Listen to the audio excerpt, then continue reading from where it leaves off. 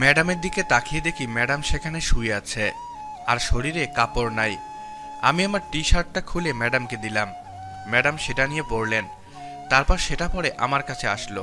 এসেই, এই কুত্তা ছোট লোক, তুই আর একটু দেরি করে আসলেই তো আমার সর্বনাশ হয়ে যেত। আমি অবাক দৃষ্টিতে ম্যাডামের দিকে তাকিয়ে আছি। ম্যাডাম তখন ঢুলতে ঢুলতে সেখানে ওয়াশরুমে চলে গেল।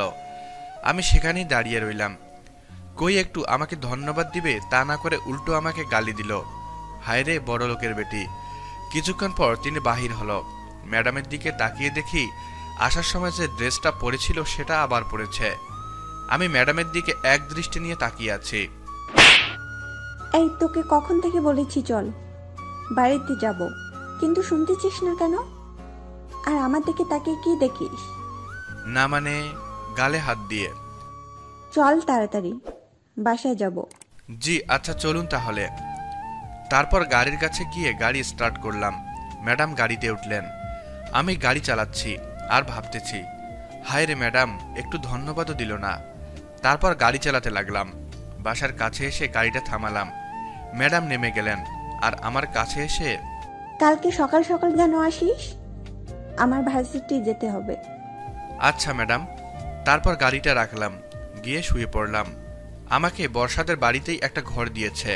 আমার মন স্বাধীন, বাড়িতে বা এখানে যেখানেই থাকি। আজকে তো রাত, তাই বর্ষা ম্যাডামের বাড়িতেই থাকলাম। ভোর সকালে ঘুম থেকে উঠলাম। মাকে দেখতে যাই নাই। আজকে যদি বিকেলে টাইম পাই তাহলে যাব। তারপর ফ্রেশ হলাম, হয়ে ম্যাডামের জন্য অপেক্ষা করতেছি। ম্যাডাম 8টার সময় আসলেন আর এসে আমাকে দেখলো, কিছু বলল না। হায় রে বড় লোকের বেটি, কাল রাতে কত বড় একটা ঘটনা ঘটলো আর তিনি এখনো স্বাভাবিক আছে। আমিও গাড়িতে বসে গাড়ি স্টার্ট দিলাম। তারপর গাড়ি চালাতে লাগলাম। কিছুক্ষণ পর আমাকে থামতে বলল। আমি গাড়ি থামালাম। দেখি একটা মেয়েকে বর্ষা গাড়িতে তুলল। ভাবসাব দেখে বুঝলাম বর্ষার সাথেই পড়ে। তারপর আবার গাড়ি চালাতে লাগলাম। তারা দুজন পিছনে আলাপ আলোচনা করতেছে। আমি আমার মতো গাড়ি চালাতে লাগলাম। সামনে আবার থামতে বলল। আমি থামলাম। আরেকজন মেয়ে উঠল।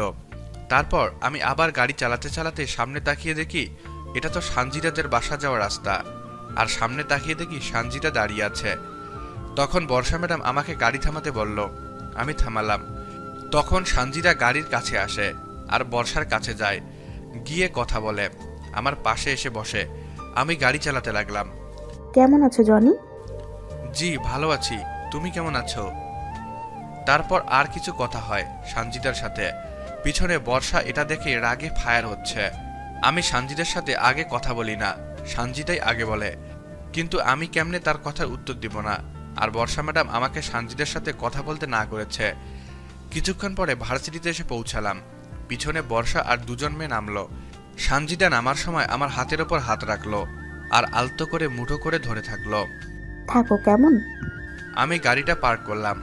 সানজিদা আমার হাত মুঠো করে ধরে রাখলো কেন বুঝতেছি না। বর্ষা ম্যাডাম আর সানজিদা সবাই ক্লাসে চলে গেল। আমি গাড়িটা রেখে দাঁড়ালাম। তখন দেখি কালকে সেই ছেলেটা বর্ষা ম্যাডামের সাথে। আর বর্ষা ম্যাডামও কিছু বলতেছে না ছেলেটাকে। আমি সেইটা দেখে অবাক হয়ে গেলাম। কিছুক্ষণ পরে বর্ষা ম্যাডাম, সানজিদা আর ওই ছেলেটা আমার কাছে আসলো। এসে, তুই কি ওকে দেখে অবাক হচ্ছিস নাকি?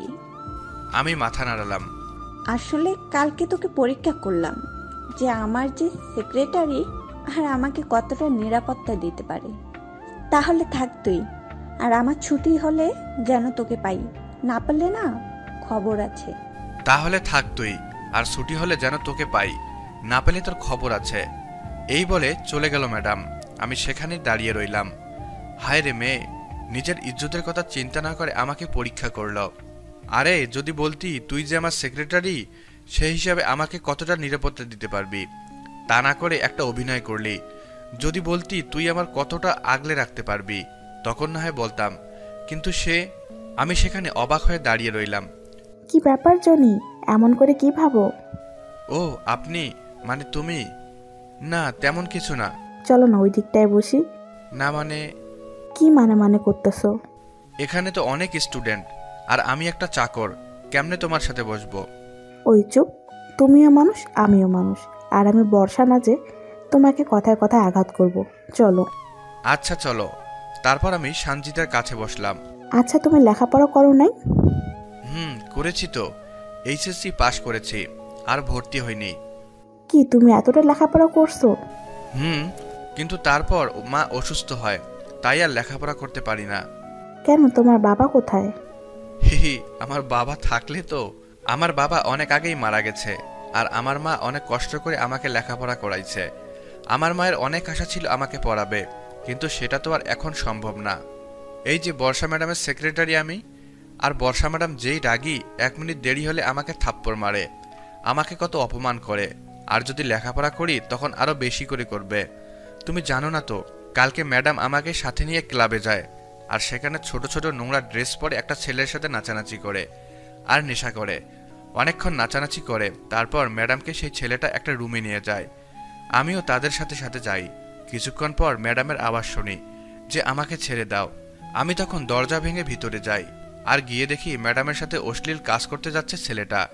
তখন আমি ছেলেটাকে ধরি, তখন ছেলেটা চলে যায়। ম্যাডামের দিকে তখন তাকিয়ে দেখি ম্যাডামের শরীরে কাপড় নাই। আমি তখন আমার টি শার্ট দিয়ে ঢেকে দেই। তারপর ম্যাডাম সেটা পরে, আর আজকে এসে ম্যাডাম বলতেছে সেটা অভিনয় ছিল, যে আমি সেক্রেটারি হিসাবে কেমন। আমি জানি বর্ষা এরকম, তুমি কিছু মনে করো না, কেমন? আরে না, কি মনে করব। পাশ ফিরে দেখি যে বর্ষা ম্যাডাম আমার দিকে রাগী দৃষ্টি নিয়ে তাকিয়ে আছে, আর বর্ষা ম্যাডাম আমার দিকে আসছে। আমি সেখানে মাথা নিচু করে আছি। সানজিদা কত কিছু বলতেছে, দু একটা কথার উত্তর দিতেছি। কিছুক্ষণ পর, ওই ছোট লোক, তোকে কি এখানে বসে সানজিদার সাথে কথা বলার জন্য নিয়ে আসছি?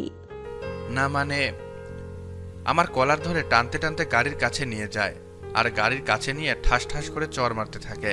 তোকে আরেকদিন বলছি না সানজিদার সাথে কথা বলবি না? আর আমার সেক্রেটারি হয়ে তুই আমার কথা কেন শুনিস না? কি হয়েছে বর্ষা? আর কিছু করছে নাকি তোমার সাথে এই ছেলেটা? অনেক কিছু করছে। কি বলো, এতটা সাহস ওর? ভার্সিটিতে এসে মেয়েদের সাথে খারাপ ব্যবহার করা? দাঁড়াও দেখাইতেছি। তখন বর্ষা আমার কলার ধরেছিল। তখন সেই ছেলেটা আমাকে বেধর মারতে থাকে, আর আমাকে মারতে মারতে আরো কয়েকটা ঘুষিও মারে, যার জন্য নাক দিয়ে রক্ত বাহির হয়।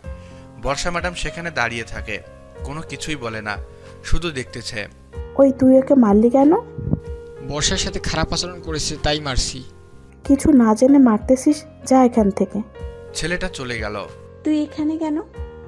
চল, আর আমার কথা যদি না শুনিস তাহলে তোর আরো খারাপই আছে। আমাকে উদ্দেশ্য করে বলল, আর সানজিদাকে সাথে নিয়ে গেল।